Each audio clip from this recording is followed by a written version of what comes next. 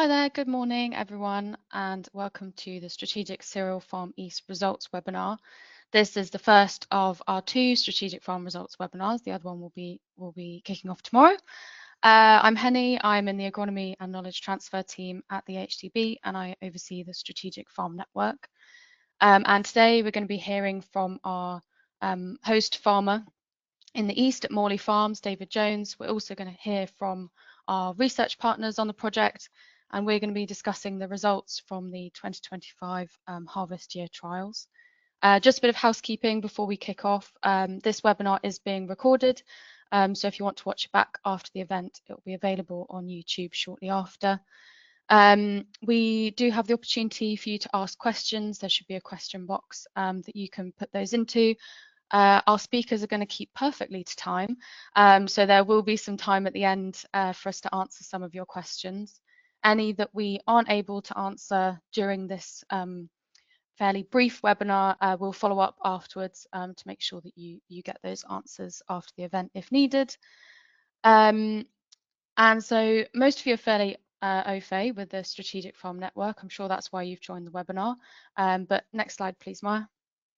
But for those of you who perhaps haven't heard of the strategic cereal farms or don't know exactly what that means, the strategic farms are an opportunity for us to put research into practice on commercial farms. We partner up with a host farm for tends to be about 6 years, and those farmers then host practical research at a field and farm scale. They tend to be fairly long-term trials. We aim that they run for several years so we can collect data across different seasons. We partner up with research partners such as NIAB and ADAS and universities as well. And it's an opportunity to share those results with the wider farming industry via on-farm events and webinars such as this. And yeah, it's just really an opportunity to connect farmers with research and vice versa. Next slide, please, Maya.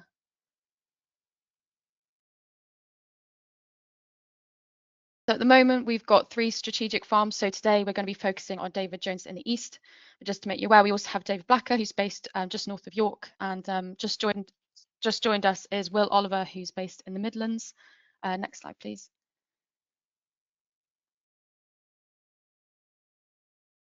And on these strategic farms, we cover a whole host of different work packages, different trials. So today we're going to be focusing on the 3 that are at Strategic Farm East. So we've got weed seed bank management. We're also going to be looking at BYDV risk management. We're also going to be looking at nitrogen use efficiency. But like I said, we cover a whole range of topics across the farms, such as micronutrient applications to support crop health, maize management and the effect on the following wheat crop, and also looking at drainage and the effect on soil health and crop performance. Next slide, please.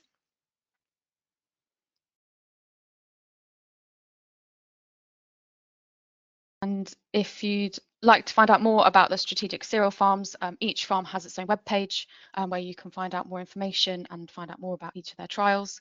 We also host on-farm events in the summer and often also in-person results events in the winter too. And we also have a YouTube channel where you can find out more as well. Next slide, please, Maya. So to start off, I'm going to hand over to David Jones, who's the farm manager at Morley Farms. And David is just going to give us a bit of an overview about his experiences this year with the trials. So over to you, David.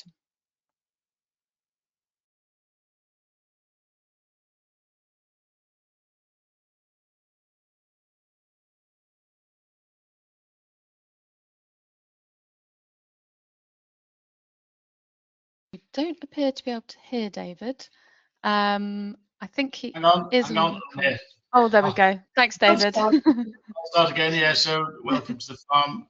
We're located 10 miles southwest of Norwich, and we've got quite a diverse cropping. So wheat, malting barley, spring and winter, oilseed rape, sugar beet, maize for forage, and winter linseed, and a small amount of grass.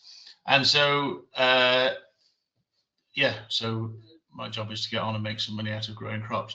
So the 3 work packages Henny just touched on. So the first one is we have a problem with ryegrass, and it's particularly difficult to kill. Some of the herbicides don't work very well.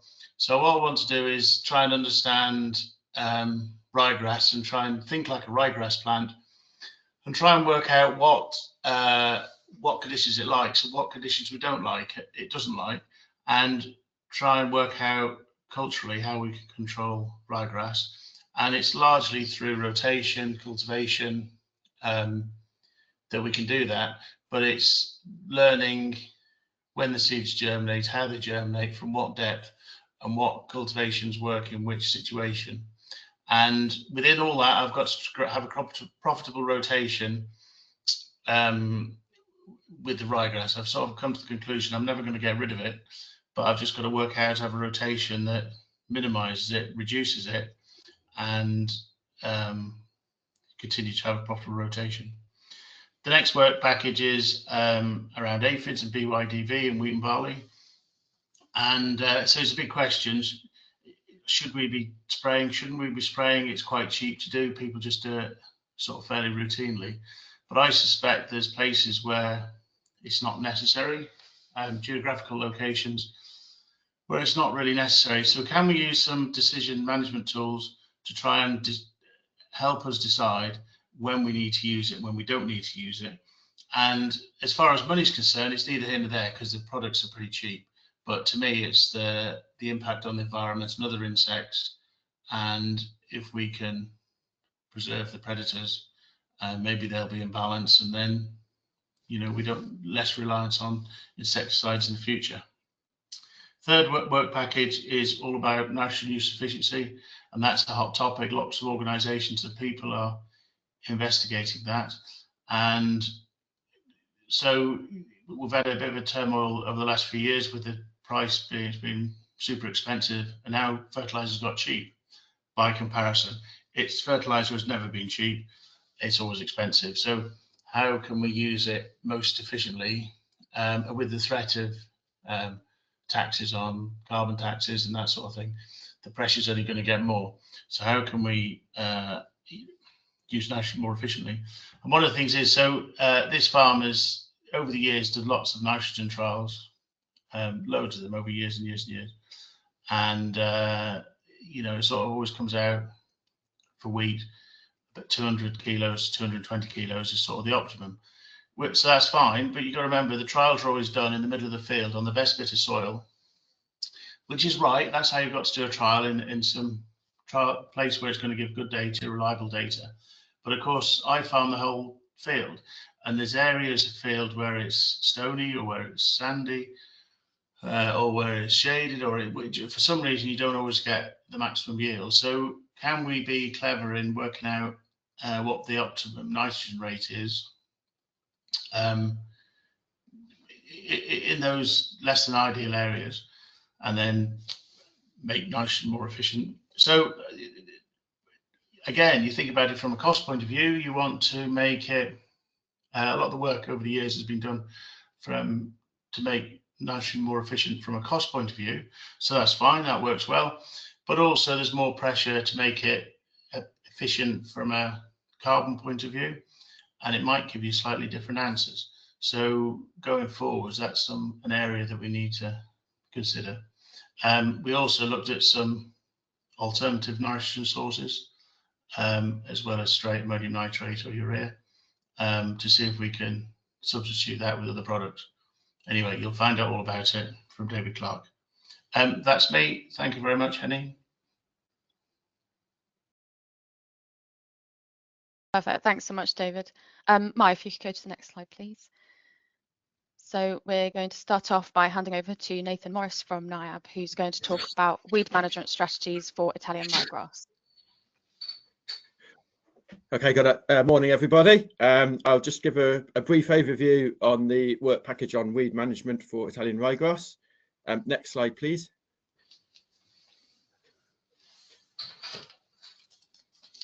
So we know that Italian ryegrass is a really large and challenging weed across the UK, and Morley we have challenges on the farm.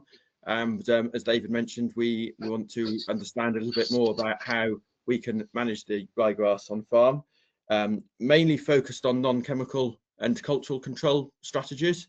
So as David mentioned, mainly around rotations and cultivations, and really trying to understand a little bit more about the germination and maturation of the ryegrass, which can then hopefully be targeted for our management strategies.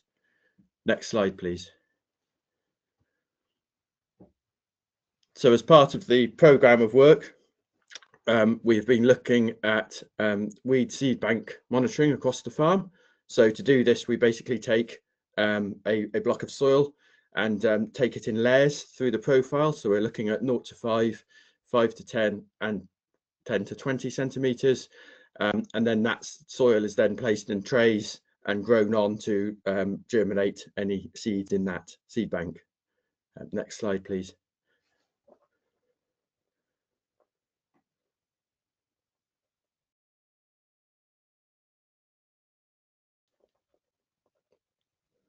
So as part of the programme, we are looking at different strategies for looking at the seed bank work, using what would be the most simple approach, which is basically putting a tray on the windowsill to see if we can germinate seeds from there. We're then also using a polytunnel at Morley, where we can also germinate the seed bank in slightly more controlled conditions. And then we're also looking at a glass house with more optimised control for temperature, moisture, to see how these different approaches compare.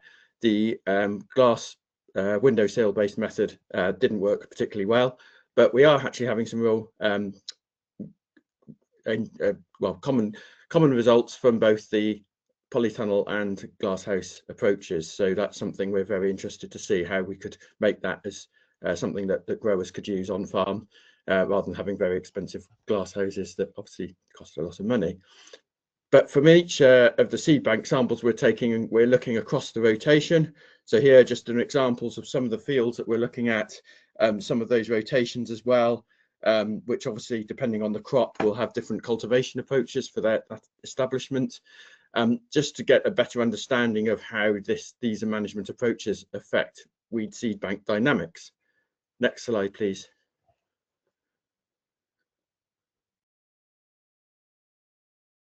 And as you might expect, we do see quite a lot of differences in the different rotational positions. And here are just some of the fields with the results. Each of those bars coloured in blue, orange and green are for the different depths of the profile for the seed bank. And you can very visually see there the differences between different fields and in the different rotations as to where the main ryegrass is appearing in that seed bank. So for example, in McLean's, we have very much seed banks positioned in the very surface layers. So that would probably suggest that we can look at ploughing perhaps that field to turn that seed over and bury it to reduce its viability. But there are other fields such as ours there, where you can see we've got a more even distribution of seed bank, both in the surface layers and at depth. And there, obviously, the sort of cultivation approach is part of the strategy, but obviously rotational approach, spring cropping, delayed drilling to manage that seed bank will also be as part of a strategy. So this at least gives us some indication of where that seed bank is, and allows the grower to make informed decisions on what best to do for that particular situation. Next slide, please. As part of the study, looking at seed banks, I mentioned we're looking across the rotation. We're also interested to look at how weed seed bank dynamics may be affected by environmental schemes. So we have a couple of fields at Morley that have been in ELS schemes for a few years with the AB15 mix. They're just being taken out now and put back into production, and therefore it's going to be really interesting to look at how those seed bank dynamics have been affected by being out of production for those few years while it's been in the environmental scheme. Next slide, please.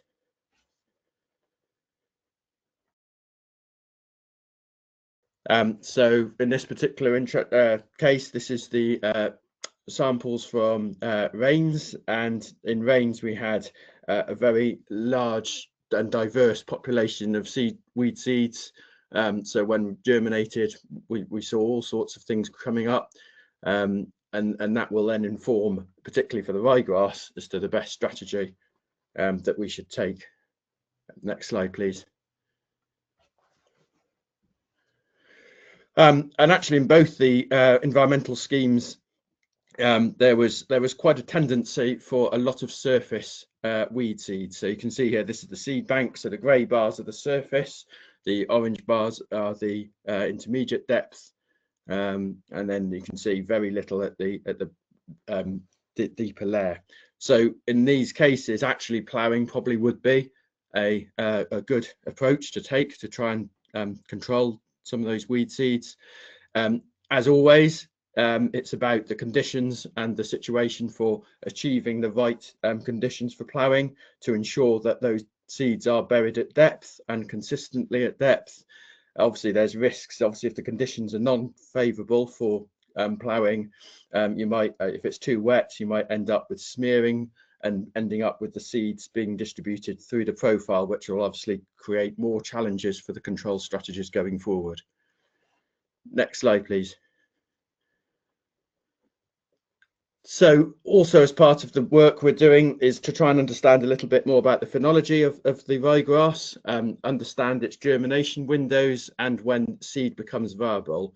Obviously, this will then help with our control strategies, particularly for knowing when that seed matures. So we had two fields, Old A11, which was in winter wheat, and McLean's, which was in spring barley, to look at how the ryegrass developed over the season. And yeah, next slide, please.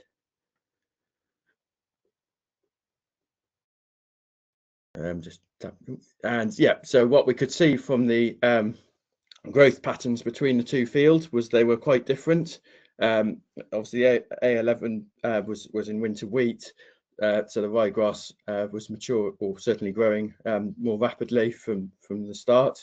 Obviously, that delay of the spring barley meant that the ryegrass was slightly slower in its development, and you can see there the different size in the tillers of the ryegrass, quite considerable difference between the fields. Next slide, please.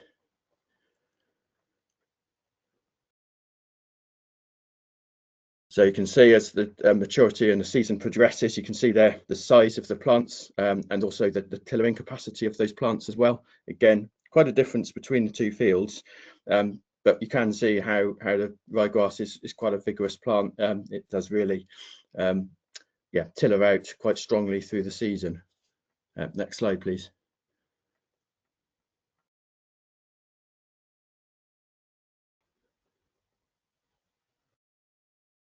And so this is at the end of the period. You can see that amount of seed is and tillering capacity is hugely increased. Next slide, please.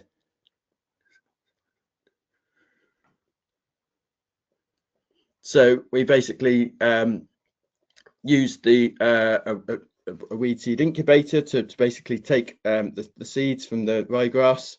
We counted 50 into each petri dish, and then we germinated that in a controlled environment in the incubator to actually determine the viability of that seed.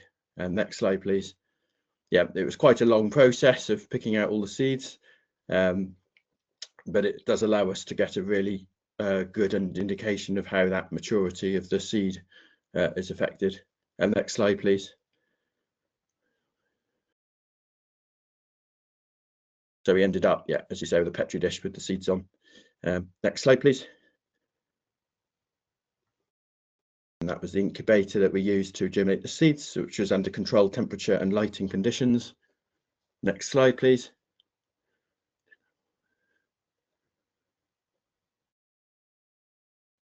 This was just an example of all those seeds as they germinate, so we can remove them and count them. Next slide, please.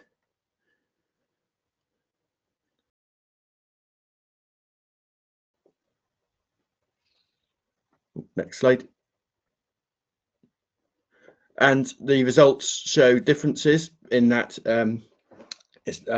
maturity of the plants through the season. You can see in the winter cropping, we got a very much stronger effect of the maturity, much more rapid.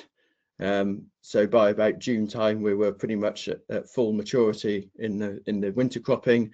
Spring cropping did delay its maturity, as you can see there, but there was still significant numbers maturing in that spring crop. Next slide, please. So we can see here, yep, that actually the viability of those seeds didn't really differ between the cropping, either winter or spring cropping. There was that slight delay that we saw where we had spring cropping, but we were still seeing a high number of seeds being viable towards the end of that season from June onwards. And this is something that we really need to consider when we're looking at our strategies for the ryegrass, that the germination windows are quite prolonged, both autumn and spring, but for viability, once we're getting to that mature stage, we're really seeing that actually rotation has a lesser impact on that seed viability. Next slide, please. So yeah, key messages is that in terms of the seed bank sampling, this is something that has shown a lot of promise, particularly some of the farm approaches where we can use a polytunnel to germinate the seeds. It really helps us understand where those seeds are in the seed bank, and then allow us to target that strategy for cultivation and rotation according to where that seed is. And obviously the weed seed incubator really starting to tie in a little bit more about the phenology of Italian ryegrass has been really critical, but that more work is needed in this area. So thank you very much. Brilliant. Thanks so much, Nathan. And yeah, just a reminder, if you do have any questions, to pop them in the chat and we'll try and address those at the end of the presentations. So now we're going to hand over to Duncan Coston from AHDAS, who's going to talk through the BYDV management work package. So over to you, Duncan. Excellent. Good morning, all. So we'll just press on to the next slide, please. So today I'll give a quick overview of what we're looking at in this second work package, which, as DJ nicely put forward at the start, is looking at management of the aphid vectors of BYDV, the use of decision support tools, and kind of understanding that risk within the field. We also in 2025 harvest did some work looking at in-field assessment by individuals and sending people out to do a survey, and then compared that with taking drone imagery to see can we look at and develop alternative methods for mapping and understanding how BYDV is spread in the field, and reviewing whether our management decisions in the autumn were appropriate or not. So next slide, please. So for the 2025 harvest, we were split over 2 fields over at Morley. So we had one in Clamp Close, which was drilled with wheat variety known to be resistant to at least some forms of BYDV. So this is the variety Grouse. And then in the other fields at Wheat Close, we had a variety known to be susceptible to BYDV, in this case Dorsum. So we had these trials set up with 3 different treatments, a commitment to no insecticide application, which until the closure of it was in line with the SFI, no insecticide use options, but how much that is going to still be relevant remains to be seen. We also then had a work of looking at use of the TSUM, which is freely available through AHDB. So that is a day degree temperature model, which is based on the aphid flight activity and their development. So it aims to predict when you're going to get that spread of BYDV on the second generation, and it's a day degree sum of day degrees above a baseline of 3 degrees C, and when that reaches a value of 170, the model is predicting that aphids have had sufficient conditions to reach another generation and are likely to spread. So it gives an advice of when to monitor the field, but it does assume that all aphids carry the virus, so which is why our treatment 3 within this, we are looking at a new BYDV decision support tool, which includes information on the proportion of aphids in the local vicinity that carry BYDV, and it also takes into account certain aspects of farm economics. So it's trying to take the TSUM, which is a very, very useful and very valuable tool, but just make it a little bit more specifically relatable to BYDV itself rather than just straight aphid numbers. But it should be noted that both of these two tin support tools are there for a recommendation and guidance of when to go and survey the crop for aphids. They are not necessarily a guide for this is the time to go and spray, this is the time. It's a guide for this is the time that you are at risk of aphid moving and spreading BYDV within the field. All right, so next slide, please.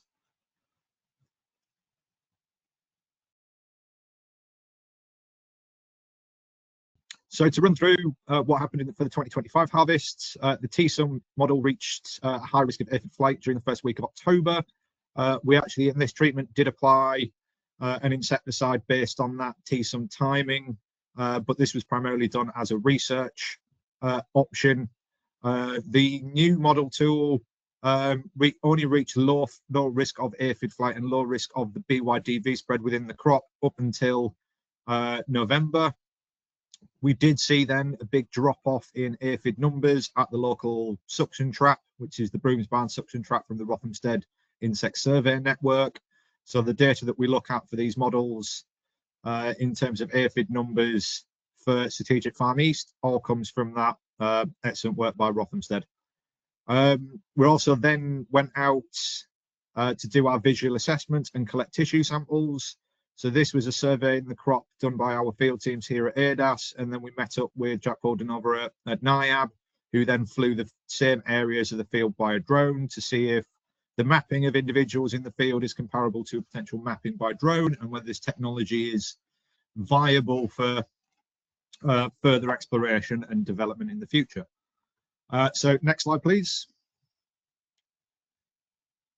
So in terms of risk of what we actually saw in the fields, we didn't see a huge amount of activity. So in line with these different models, we did apply that treatment, as I said, based on the high risk of aphid flight from the TSUM model, but we didn't see a huge amount of aphids within the field.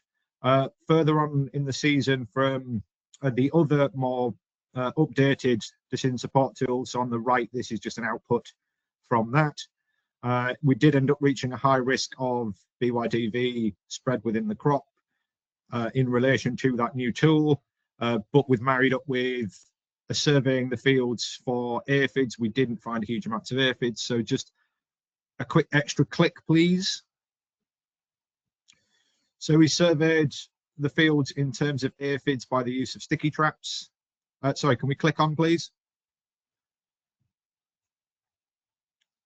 And so we had the sticky traps placed out into the field at the headland and then 70 meters into the crop. And these were used as our way of assessing aphid abundance within the field. So taking the findings and interpretations from the model, but then confirming or disconfirming aphid numbers in the field.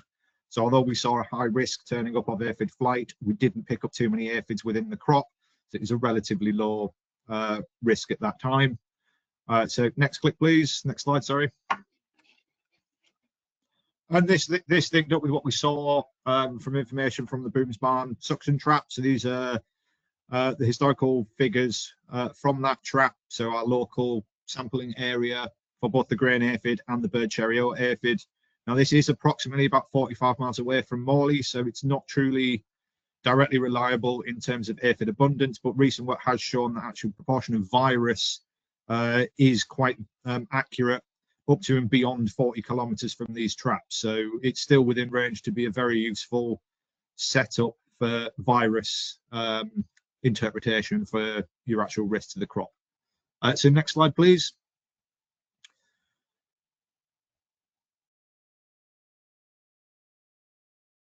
So within the field, when we did our two assessments, so our clamp close on the left being the BYDV tolerant or resistant variety, and wheat close on the right being the susceptible variety. When we did our in-field assessments in person, we didn't see any symptoms of BYDV in the crop. They both looked incredibly clean in terms of virus. In fact, in terms of everything, they look very clean and very healthy looking crops when we did the assessment. But we did collect some stratified samples for tissue screening, so we can confirm or disconfirm presence, absence of BYDV, even if symptoms weren't visible. Now, we did pick up a small amount, but as you can see from what's written on the slides, it's only 3 samples out of 18 in one of the fields. Interestingly, it is in the field with the resistant variety, but we didn't pick up any BYDV positive samples in our stratified samples in the wheat close field. So it looks like it was relatively low pressure.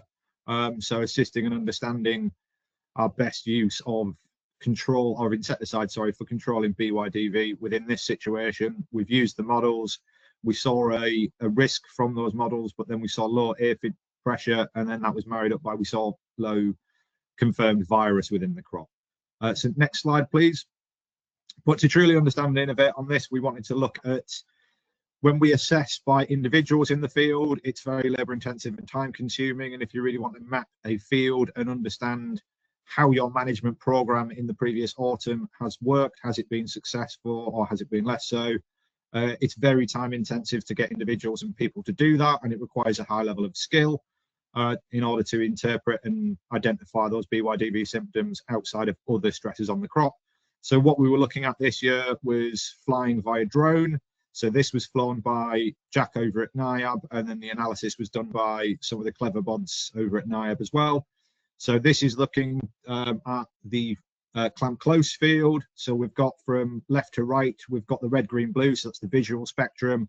We've then got the normalized difference in vegetation index. And then we've got that that's been deeper analyzed to identify and look at where there's stresses within the crop. So this is one of the two fields. If we then click again, please. So next slide.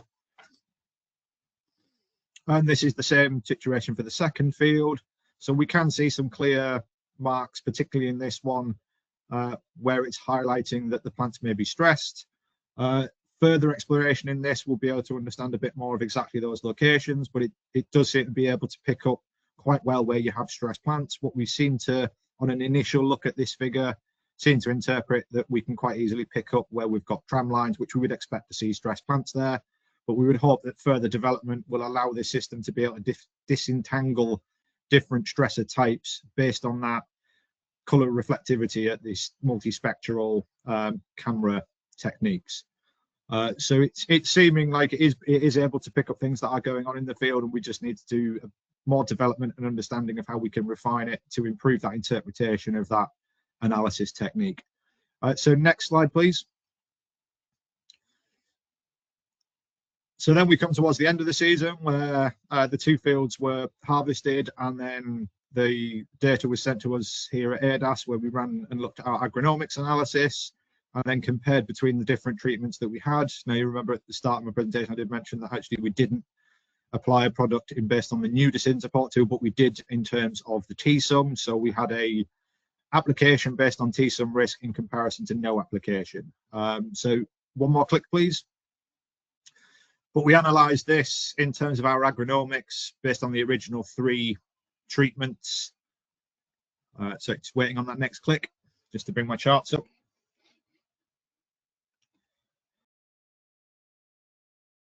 So this is our kind of average and range of the yields that we got in the 2 different fields. There's a bit of variation between the 2 fields, but we can't discount that that's the variation just between those 2 fields. But what we did pick up is we didn't see any variation in terms of yield in relation to our treatment for BYDV, suggesting that it would have been more of an insurance policy in that year, but didn't lead to any actual yield benefit at the end. So next slide, please.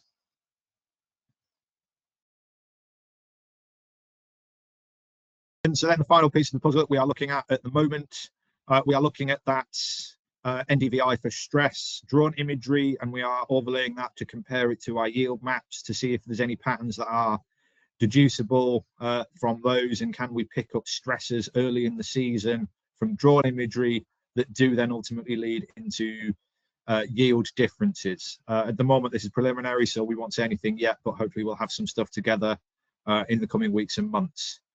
So next slide, please.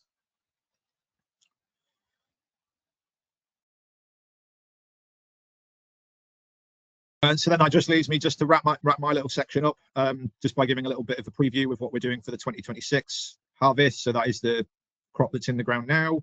So these crops have been drilled. I believe it was actually the 23rd and 26th of September, the true drilling times, and they emerged at the start of October. We have been running the modified decision support tool for that, which I ran on the recent data from the Rothamsted Insect Survey and sent that through to the farm yesterday.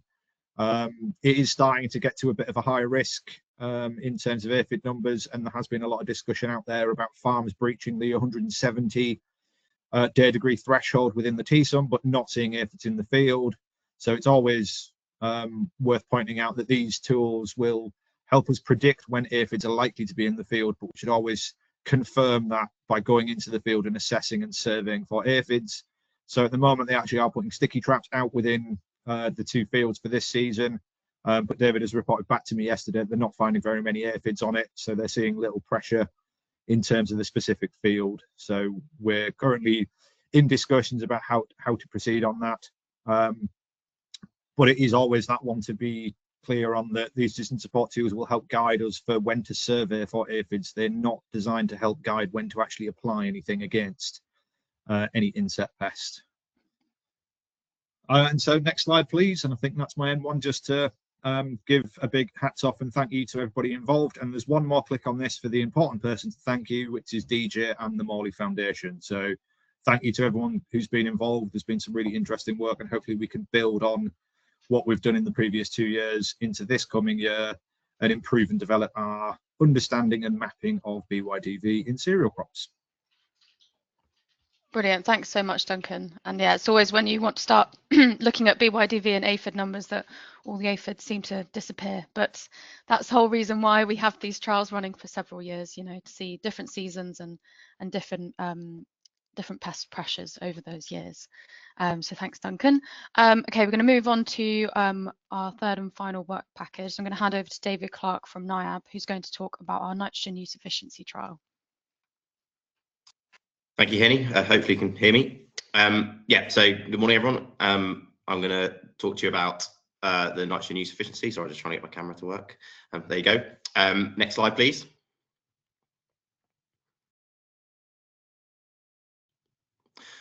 Yes, this piece of work's got 2 sort of quite separate strands working around nitrogen. The first, well, the overarching aim is can we improve nitrogen use efficiency at Morley?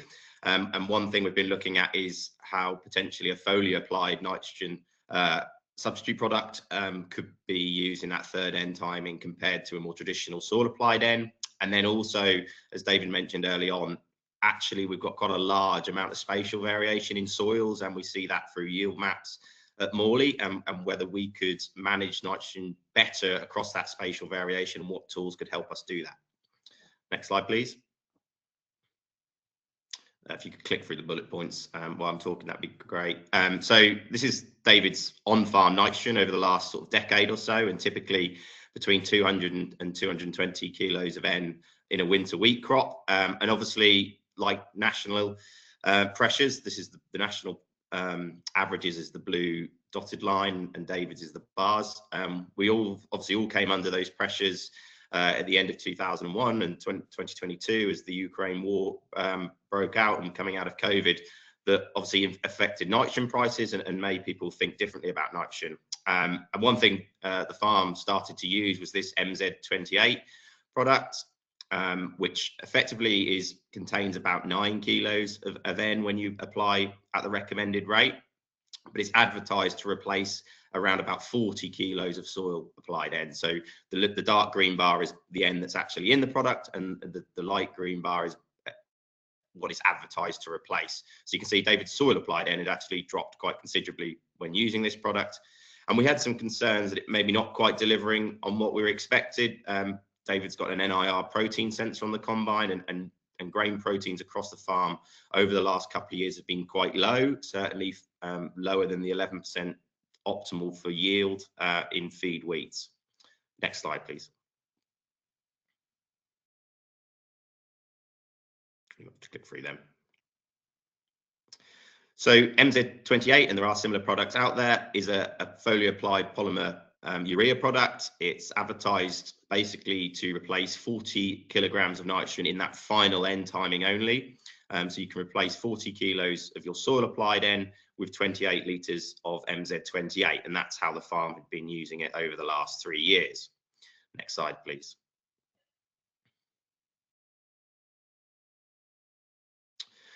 The reason we're particularly interested in that third end timing is some modelling work we've done has shown that that probably is the least efficient of the end timings, and is always sort of applied as an insurance for high yielding, high nitrogen demand crops. And we're fortunate enough to have a cosmic grade soil moisture through CEH at Morley, and this is the long-term average of soil moisture with the average nitrogen timings David puts on. And you can see as we have that third end timing, typically at the beginning of May, our soil moisture tends to really drop off a cliff, and it started to drop off as we put those N on, and actually heats those sort of seasonal minimums after that third end timing. So potentially, actually, if we can bypass that and get nitrogen into the crop without relying on soil solution, potentially we could increase efficiencies, and that's kind of the premise behind these products. Next click, please. And you'll see that we've fortunately to have two very contrasting seasons over the last 2 years that we've been testing this product. Last year, obviously very, very dry, the green line there, that's even below the long-term average for soil moisture. And then the previous year, 2024, which potentially was better for soil applied N, as we had quite high soil moisture after the final end timing. Next slide, please.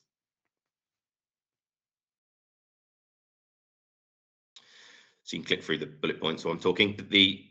We've spent a bit of time getting the trial set up correctly. So we did a replicated tramline trial or half tramline trial at 12 meters. But we used Yara's at-farm satellite-based nitrogen uptake maps to position the trials into an area that up to that third end timing had been very uniform in its uptake. So we could try to reduce the spatial variation with the trial and give us the best results. And these sorts of tools are very useful for doing on-farm trials. If you can use satellite data with previous yield maps and any soil scans you have to identify an area that's very, very uniform before treatment, you're going to give yourself the best chance of getting usable results. Next slide, please. So the trial area received 50 to 60 kilos mid-March, and then 95 to 100. This is all soil applied N, liquid soil applied N in mid-April. And then our final N timing in both years was around the 8th of May. So we basically had our 0 N at third N application. So this is our control, had normal N up to that point. Our 28 litres a hectare of MZ28, and then the equivalent, what's recommended is replacing, which is 38 kilos of soil applied N. Next slides, please.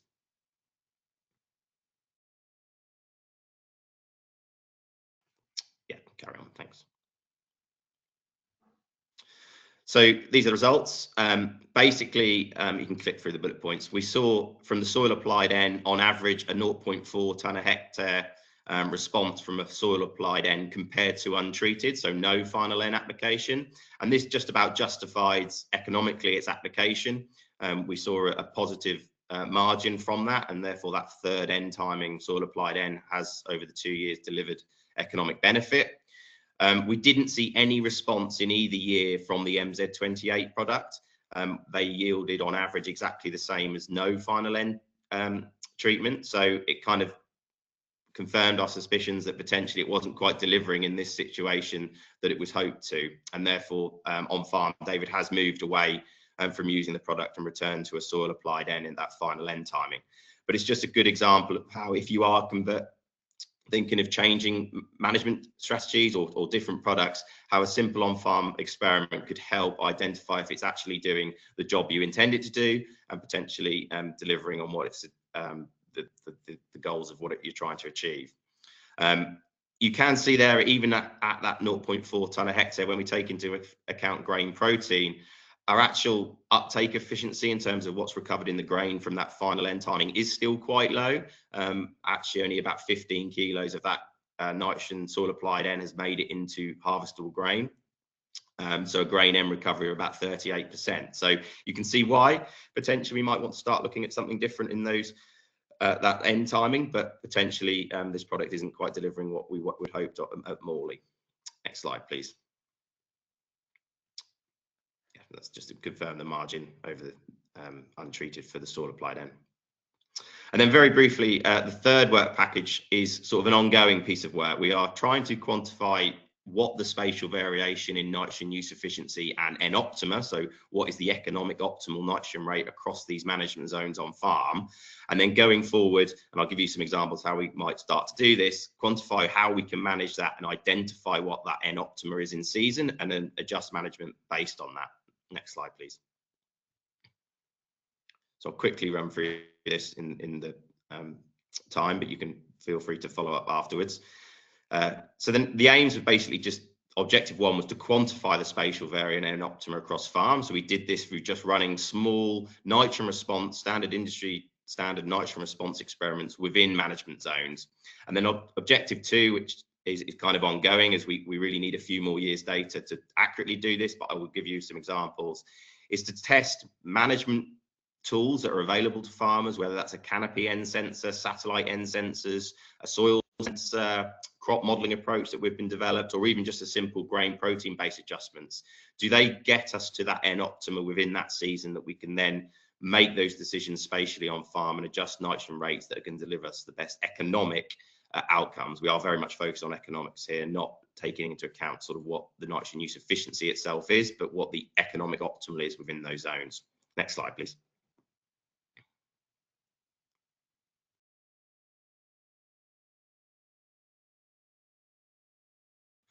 So we've done this by running those nitrogen response experiments in yield-based management zones. So that the images on the right are the standardized wheat yields over 10 years. This was used machine learning clustering algorithm to identify coherent management zones. So within those zones, yield tends to perform the same.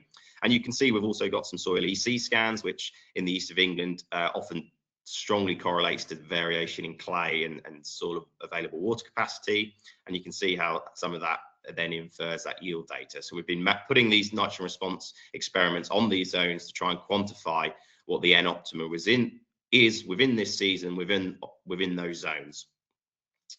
Next slide, please. And that's the standard nitrogen response experiment.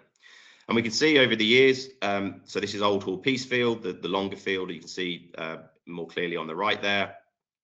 We did see quite big variation in N optima in this year. Now, unfortunately, we had a bit of herbicide damage in the autumn and it was quite wet conditions. You can see with the images, the crop didn't establish particularly well, but we saw N optima vary from 200 kilos of N in the high yielding OHP1 trial and down to actually 128 in the heavier bottom end of the field. So suggesting there was, quite large economic savings there potential if we could have got that N optima right within the season. You could see actually potentially some other soil properties might influence that. We can see we're quite low soil P in OHP2, which might be limiting that nitrogen uptake and therefore potentially explaining why we have such a low N optima. Next slide, please. Sorry, they're just the plant counts to confirm that there wasn't particularly fantastic crop established this year. Next slide, please, will be this year's data. This year we've had 4 experiments in Mansfield. You can see quite clearly we've got that really low EC, which is a sandy ridge across the sort of bottom portion of the field, and we really saw poor yields from that area. Typically about half the yields of that M4 trial, which is situated in the north of the field. And you can see how we have variation in N optim there. Actually, the highest yielding site, M4, had one of the lowest N optimas of about 140 kilos per hectare. But also M2 and M3, despite similar yield potentials, had a much flatter curve in M2. Again, our soil Ps are quite low in index 1 there. We've been testing this over a number of years and confirmed that they are quite low P. So potentially, again, we might have a limitation there from P that's limiting that response curve. But we did see variation. M4 is interesting. If you just click on, please, is situated in a part of the field that, according to 1945 aerial photography, was in long-term grass. It is then been taken out of grass in the 1980s, and we still see quite high soil organic matter in that area compared to the other fields, so about 3.5% compared to 2.5%. And we think potentially that increased mineralized organic N is probably lowering that N optima. Next slide, please. So what we're doing going forward is seeing how could we get to these values in season and therefore adjust nitrogen based on them. So one thing we've been looking at is the N sensor. Next slide, please. David's got a Yara ALS N sensor on the sprayer. Next slide, please. And bear in mind, this is really early data. Really, we want another sort of 4 or 5 points, which we're collecting this year going forward.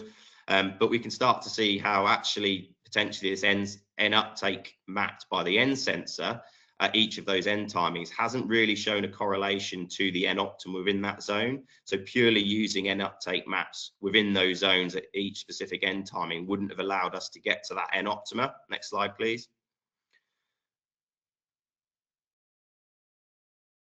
Interestingly, again, only 7 data points, so not a fantastic data set at the moment to do correlations on, but it's just an idea to show you what we hope to do in the future. This is actually where we take those N uptake maps from the third end timing and subtract it from the second end timing. So what's the N uptake between the last 2 end timings? And we can see that actually that does have a slight correlation to N optima. So potentially if we use these maps in more sophisticated ways, we might be able to get closer to the N optima than just using them based on what the N uptake is and adjusting nitrogens based on what we're seeing visually. Carry on, please. So in summary, yeah, click for all these, please. We didn't see any response from the MZ28 product, and soil applied N did deliver an economic benefit, and therefore that's the management that's going forward on farm, but we'll continue to look at alternative products.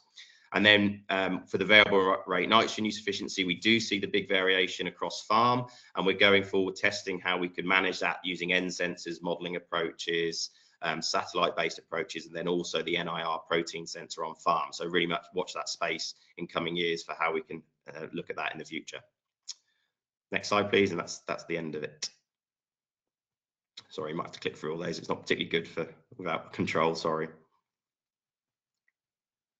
Next slide, please. Yeah, so in 2026, we'll be repeating the N response experiments in MANS and potentially another field to improve the data set and then start to test these N management tools based on what we're observing in field. Good, I think I'll finish there. Perfect, thanks so much, David. And yeah, thank you to all of our speakers. So now is the time for questions. So if you do have any questions, please do put them into the question box. I'm actually going to start with one for Nathan, if you're happy to kind of rejoin. You talked about weed seed bank sampling, including sort of putting a tray on a windowsill. Obviously, if you're wanting to start looking at your weed seed bank, but perhaps you don't have the NIAB team at your disposal, what would you suggest to farmers who maybe want to start looking at their weed seed banks, but perhaps don't know where to start? What would be your advice there? That's a good question, and yeah, it's more to do with just trying to optimize those growing conditions to get a reliable germination. So we found on the windowsill method, unfortunately, it just gave us too much variation in moisture and temperature. So for growers, if they're able to use a polytunnel or some slightly more controlled conditions where the temperature and humidity fluctuations are less, then that would be a great start. But even, you know, just yeah, having a bit of a go to see where your seed bank, your seed is within the profile is useful. So even if you're not getting the 100% or a reliable germination, but at least an indication of what's in that particular layer, that will then help inform that sort of cultivation and rotation policy, which is really the key bit. And obviously part of this work, we are continuing to refine those strategies to try and come up, hopefully at the end of this program of work, some key messages for growers to help them with their seed bank sampling approaches. Yeah, perfect. Yeah, thanks, Nathan. It's certainly something we're hoping to have as an outcome, a sort of how-to guide to do at home. So yeah, thank you. My question for Duncan is about obviously with changing climates, you know, there's potential that we're going to see not just the timings of pests, but also perhaps their ranges change. And I wondered if you could maybe comment on how you can use these decision support tools to kind of help adjust to those kind of changing pest patterns that we might end up seeing. Well, each of them, so the current TSOM and the under development tool, will use local weather conditions based on modelling work on the aphid development. So it should take some of those factors into account in the inherent way that those models run and work. But having said that, the actual modelling work on the aphid life cycle and dynamic is older than me. So there is a case for updating and understanding, do all of these systems still work under current predictive climate models for the UK? What we will say, what I can say at the moment, is actually the models are relatively good at predicting that aphid activity still, but it should always be taken with in-field assessments. So I've recently been discussing with some of the ADAS farmer associations about this, because many have had that TSUM model reach the 170, but they've gone to their fields and they've not seen aphids. The actual same seems to be happening at Strategic Farm East. And this could be down to the conditions have been good for the aphid, but the conditions have also been good for the aphid predators and parasitoids. So a couple of growers that I was talking with who were based over in Gloucestershire yesterday, they believe that the models are working and they're accurate for them, but they're going and checking their field, not seeing the aphids, but they are seeing natural enemy activity. So it's always want to be wary of them, but just be sure that you check your own field and trust your own eyes within the field. It's one of the reasons in Strategic Farm East we're doing the sticky trap assessment method, to keep promoting that as a method for assessing your field for virus pressure and risk. So it was done by some work commissioned by AHDB, done by the Game and Wildfowl Trust, I think, a few years ago, looking at how the best to survey for aphids within your crop for virus vector management. And we're continuing to show that that is a viable method, but the models are highly useful, but should be taken and used to help inform field scouting. It shouldn't remove the need to go and inspect your actual field. Even if the model has high risk, doesn't mean the aphids are definitely there, and it doesn't mean the natural enemies aren't going to get on top of them. Brilliant. Yeah, thanks, David. And a kind of follow-up question to that from Phil is about, if you go out to your sticky trap and you see a number of aphids, how many would you regard as being a risk and therefore might then warrant a spray? Well, that's the multi-billion-pound question, really. In terms of current recommendations and thresholds for aphids, there actually isn't any strict empirical threshold for aphids in cereals for BYDV management. The general guidance is if you see aphids, spray. But what we are seeing and understanding more and more is we know not all aphids carry the virus. So there is some information put out on AHDB's website of virus screening of aphids from the suction trap network that Rothamsted run. So you could have a look at that to see what proportion of aphids with BYDV is close to you. And there's always the thought as well, there's multiple species of aphids that you can find in cereals at this time of year. Not all of them are virus vectors, not all of them can carry the virus. So it's a difficult question to really answer and give an answer that you can action on straight away, because the simple answer is there isn't really a strict guide.